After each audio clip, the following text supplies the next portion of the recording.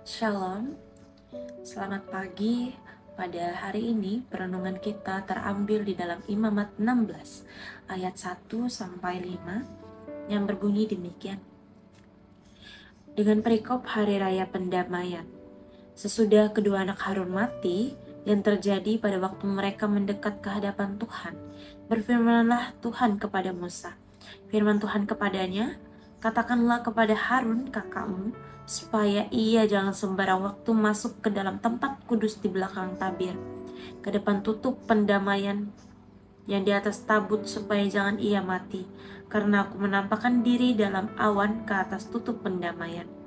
Beginilah caranya Harun masuk ke dalam tempat kudus itu, yakni dengan membawa seekor lembu jantan muda untuk korban penghapus dosa dan seekor domba jantan untuk korban bakaran.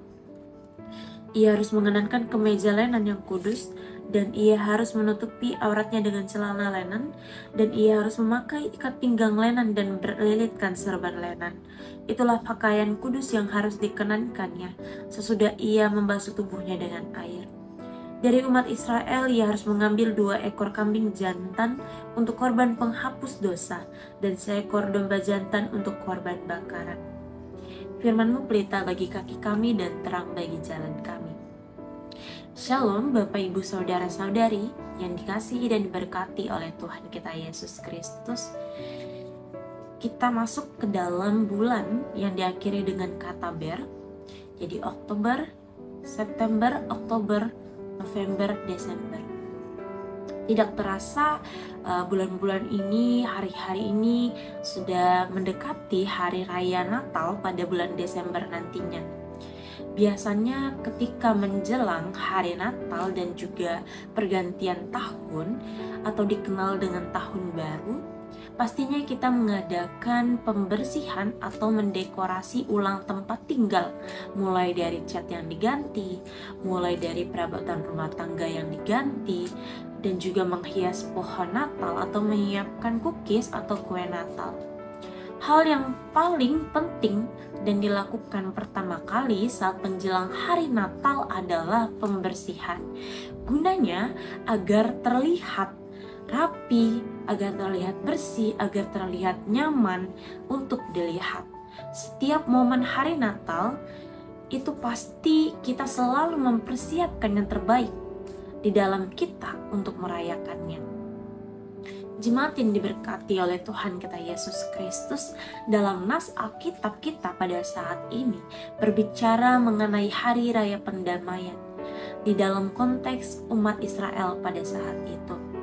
Pada ayat 2, Tuhan mengingatkan Musa bahwa Harun tidak boleh sembarang waktu menghadap kepada Tuhan, karena imam besar setahun sekali untuk mengadakan hari raya pendamaian, bukan setiap hari.